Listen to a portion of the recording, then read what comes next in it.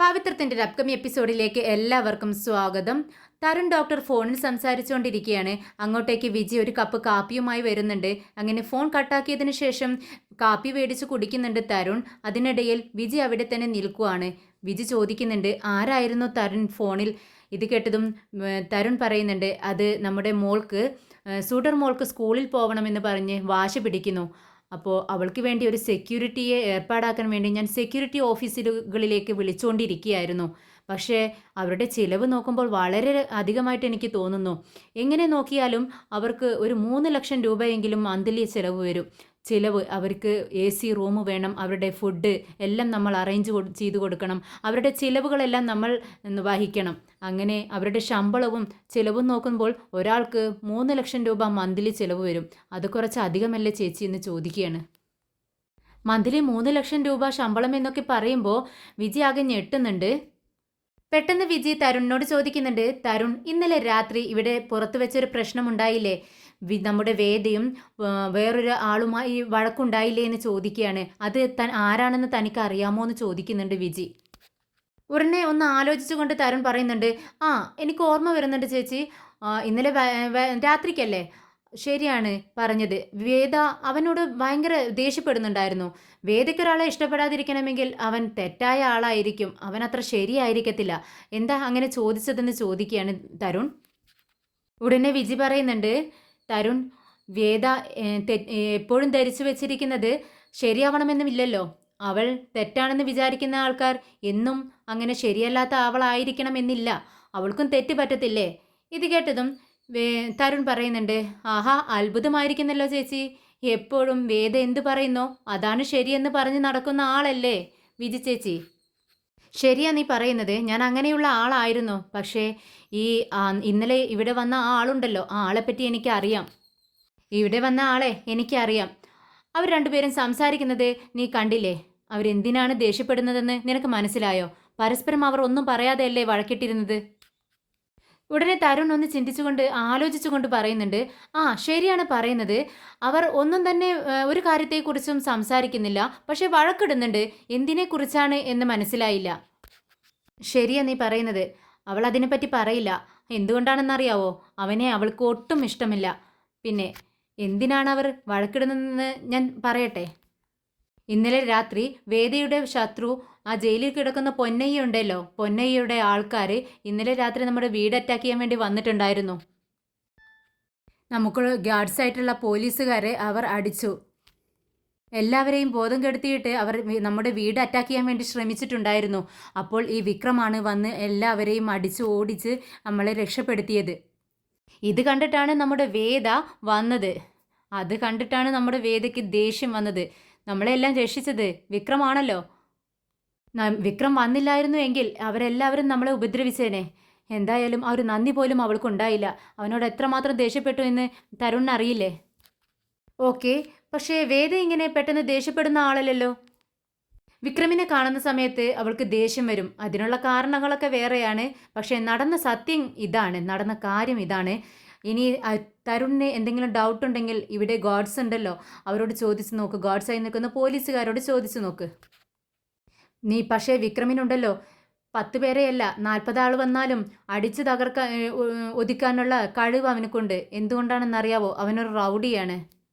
എന്തായാലും സുഡറിനെ ഉപദ്രവിക്കാൻ വന്നവരെ അവൻ അടിച്ചോടിച്ചു. അവനില്ലായിരുന്നു എങ്കിൽ നമ്മുടെ സുഡർ ഇപ്പോൾ എന്തായിരിക്കും സുഡറിൻ്റെ അവസ്ഥ എന്ന് എനിക്ക് ചിന്തിക്കാൻ പോലും കഴിയുന്നില്ല Tharun. I can believe it എന്ന് പറയുന്നുണ്ട് തരുൺ. പക്ഷേ വിജി പറയുന്നുണ്ട്, തരുൺ, നിനക്കറിയാമോ നമ്മുടെ സുഡർ മോളോട് ഈ വിക്രമിന് ഒരു പ്രത്യേക സ്നേഹമുണ്ട്, ഒരു വാത്സല്യം. അവളുടെ ദേഹത്ത് ഒരു തരി മണ്ണ് വീഴാൻ പോലും അവൻ സമ്മതിക്കത്തില്ല. അതവനക്ക് സഹിക്കത്തുമില്ല. പക്ഷേ ഇതിനകത്തേക്ക് വരുന്നത് വിക്രം വരുന്നത് വേദയ്ക്ക് ഇഷ്ടപ്പെടില്ല.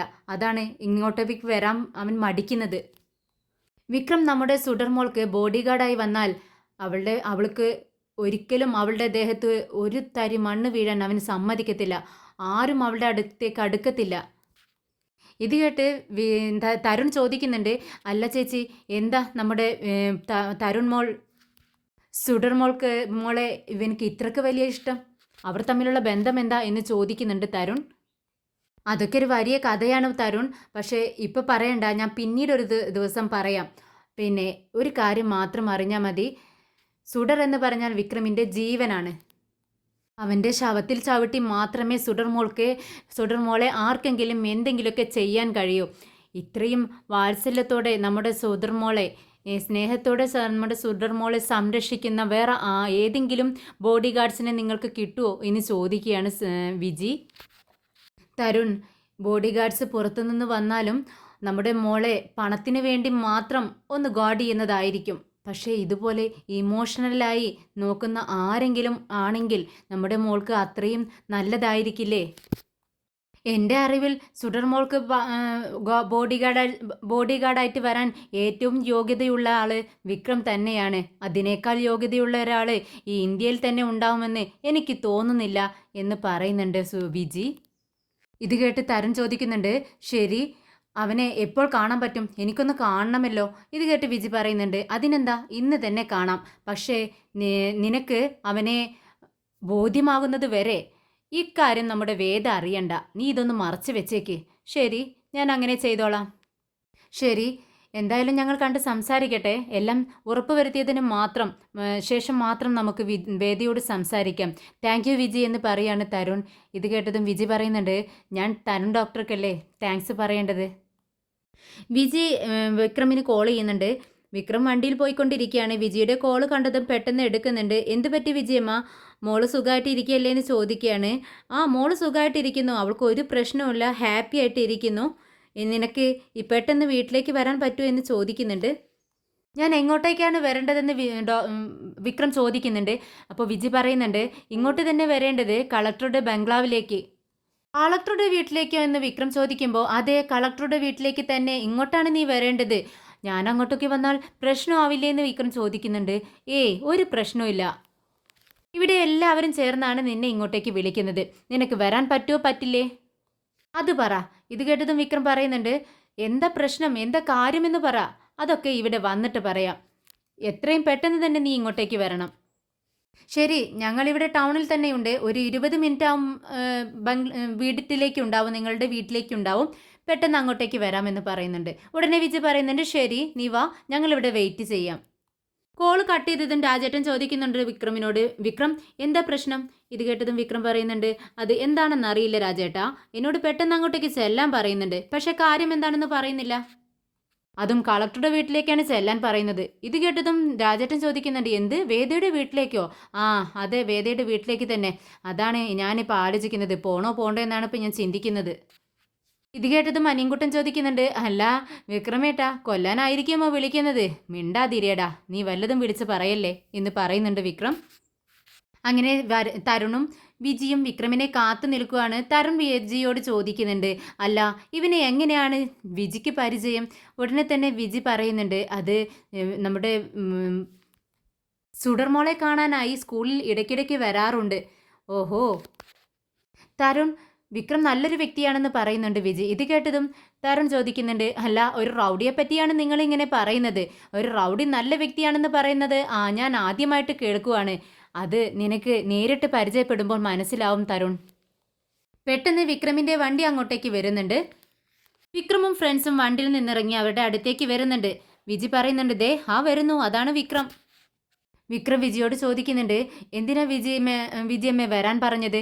നിങ്ങൾ ആദ്യം വീട്ടിലേക്ക് വരാൻ പറഞ്ഞു, അവിടെ നിന്ന് സ്ഥലം മാറ്റി ഇപ്പോൾ ഇവിടേക്ക് വരാൻ പറഞ്ഞു. എന്താ കാര്യമെന്ന് ചോദിക്കുന്നുണ്ട്. വിക്രം, ഒരു പ്രധാനപ്പെട്ട കാര്യം എനിക്ക് നിന്നോട് പറയാനുണ്ടെന്ന് വിജി പറയുന്നു. ശരി, എന്താണെങ്കിലും പറഞ്ഞോളൂ. ഇത് തരുൺ ആണെന്ന് പറഞ്ഞ് പരിചയപ്പെടുത്തുവാണ്. ഇത് ഡോക്ടർ തരുൺ എന്ന് പറയുമ്പോൾ വിക്രം പറയുന്നുണ്ട്, എനിക്കറിയാം, ഞാൻ ഹോസ്പിറ്റലിൽ വന്നിട്ടുണ്ടായിരുന്നല്ലോ, അവിടെ വെച്ച് കണ്ടിട്ടുണ്ട്. ഹായ് സർ എന്ന് പറഞ്ഞുകൊണ്ട് തരുൺ കൈ കൊടുക്കുന്നുണ്ട്, ഷെയ്ക്ക് ഹാൻഡ് കൊടുക്കുവാണ് വിക്രമിന്. വിക്രം ഒന്ന് മടിക്കുന്നുണ്ട് ഹാൻഡ് കൊടുക്കാൻ വേണ്ടി, പക്ഷേ വിക്രം കൈ കൊടുക്കുന്നുണ്ട്. ഉടനെ തന്നെ തരുൺ പറയുന്നുണ്ട്, ഒരു പ്രധാനപ്പെട്ട കാര്യം പറയാനുണ്ട്. നമ്മുടെ സുഡർ മോളുടെ ജീവൻ ആപത്തിലാണ്. അവൾക്ക് ഒരുപാട് വേദിയുടെ ശത്രുക്കൾ ഉന്നം വെച്ചിരിക്കുന്നത് സുഡർ മോളെയാണ്. അവളെ ആപത്തിൽ നിന്നും രക്ഷിക്കാൻ കഴിയുന്നത് നിങ്ങൾക്കാണെന്ന് പറയുകയാണ്. ഉടനെ തന്നെ വിക്രം പറയുന്നുണ്ട്, എന്താ നിങ്ങൾ പറയുന്നത്? അല്ല, ഞാൻ പറയുന്ന കാര്യങ്ങളൊക്കെ പ്രത്യേകിച്ച് പറയേണ്ട ആവശ്യമില്ലല്ലോ ഞാനൊന്നും. ഇന്നലെ രാത്രി ഉണ്ടായ സംഭവത്തിൽ നിന്നും അവളെ രക്ഷിച്ചത് നിങ്ങളല്ലേ? ഉടനെ തന്നെ വിക്രം പറയുന്നുണ്ട്, ആ അതെ ഞാൻ തന്നെയാണ്. അതിന് പകരമായി നിങ്ങളുടെ ആളുടെ വായിൽ നിന്നും ഇരിക്കുന്നത് ഞാൻ കേട്ടല്ലോ എന്ന് പറയുകയാണ്. ഈ വിക്രമിൻ്റെ ഈ ഭാഷ, സംസാരിക്കുന്ന ഈ ഭാഷ കേട്ടിട്ട് നമ്മുടെ വിജി ആകെ വായ് പൊളിച്ച് നിൽക്കുവാണ്, അന്തം വിട്ട് നിൽക്കുവാണ്. ഐ എം സോറി, വേദ അങ്ങനെയാണ്, പെട്ടെന്ന് പെട്ടെന്ന് ദേഷ്യപ്പെടുന്ന ഒരു സ്വഭാവമുണ്ട് അവൾക്ക് എന്ന് പറയാണ് തരുൺ. ഇത് കേട്ടതും വിക്രം പറയുന്നുണ്ട്, അതൊക്കെ എനിക്കറിയാം, നിങ്ങൾ വിഷയത്തിലേക്ക് വാ, എന്താണ് പ്രശ്നം? ഉടനെ തരുൺ പറയുന്നുണ്ട്, ഇന്നലത്തെ രാത്രിക്കൽക്ക് അറ്റംപ്റ്റ് കണ്ട് ഞങ്ങളാകെ ഭയന്നിരിക്കുകയാണ്. എന്തായാലും പോലീസ് മാത്രം ഉണ്ടായതുകൊണ്ട് മോളുടെ ജീവൻ രക്ഷപ്പെടുമെന്ന് ഞങ്ങൾക്ക് തോന്നുന്നില്ല. മോളുടെ ജീവൻ ആപത്തിലാണ്. അതുകൊണ്ട് തന്നെ ഞങ്ങൾക്കൊരു ബോഡി ഗാർഡിനെ വേണം. ഇത് കേട്ട് വിക്രം ചോദിക്കുന്നുണ്ട്, ഞാനൊരാളെ ഏർപ്പാടാക്കി തരട്ടെ? ഇല്ല വിക്രം, നിങ്ങൾ തന്നെ ഒരു ബോഡി ഗാർഡായി വന്ന് ജോലി നോക്കണം. ഇത് കേട്ടതും അല്പം ഒന്ന് സ്റ്റക്കായി നിൽക്കുന്നുണ്ട് വിക്രം. എന്നാൽ രാജേട്ടനും അനിയൻകുട്ടനും എല്ലാവരും പരസ്പരം നോക്കുന്നുണ്ട്. പെട്ടെന്ന് വിജി വിക്രമിനോട് പറയുന്നുണ്ട്, വിക്രം, നമ്മുടെ സുഡർമോളുടെ ജീവൻ ആപത്തിലാണ്, നിനക്ക് മാത്രമേ അവളെ രക്ഷിക്കാൻ പറ്റത്തുള്ളൂ. ഉടനെ വിക്രം ചോദിക്കുന്നുണ്ട്, അല്ല ഇതിനെല്ലാം നിങ്ങളുടെ കളക്ടർ മേഡം സമ്മതിക്കുമോ? ഇത് കേട്ടതും തരുൺ പറയുന്നുണ്ട്, മേഡത്തെ സമ്മതിപ്പിക്കുന്ന കാര്യം ഞാൻ ഏറ്റു. നിങ്ങൾ എന്താണ് നിങ്ങളുടെ അഭിപ്രായം പറയൂ. ഇത് കേട്ടതും വിക്രം ഒന്ന് ചിന്തിക്കുന്നുണ്ട്. പെട്ടെന്ന് രാജേട്ടനോട് ചോദിക്കുന്നുണ്ട്, എന്ത് ചെയ്യണം രാജേട്ടാ? നീ ഇങ്ങോട്ടേക്ക് വാ വിക്രം എന്ന് പറഞ്ഞുകൊണ്ട് വിക്രമിനെ അങ്ങോട്ടേക്ക് മാറ്റി നിർത്തി സംസാരിക്കുകയാണ് രാജേട്ടൻ. രാജേട്ടൻ വിക്രമിനോട് ചോദിക്കുന്നുണ്ട്, എന്താ വിക്രം ഇത്, ഇവരെന്തൊക്കെ പറയുന്നത്? ഇന്നലെ നീ നിന്റെ ജീവൻ കൊടുത്തിട്ടാണ് ആ മോളെ രക്ഷപ്പെടുത്തിയത്. എന്നിട്ട് ആ വേദയുടെ വായിലിരിക്കുന്നതെല്ലാം നിനക്ക് കേൾക്കേണ്ടി വന്നു. എന്നിട്ട് അവരിതിനോട് ഒത്തിരിക്കുന്നു. നീ വേണം പോലും അവരുടെ മകൾക്ക് ബോഡി ഗാർഡായിട്ട്. ഇത് നല്ല കഥയാണല്ലോ. വിക്രം, നീ എത്ര വലിയ ആളാണ്, എന്നിട്ടാണോ ആ കുഞ്ഞിന് വേണ്ടി ബോഡി ഗാർഡ് ജോലി നോക്കാൻ വേണ്ടി പോകുന്നത്? അത് വേണ്ട, വേണ്ട വിക്രം, അത് നിനക്ക് പറ്റുന്ന ജോലിയല്ല.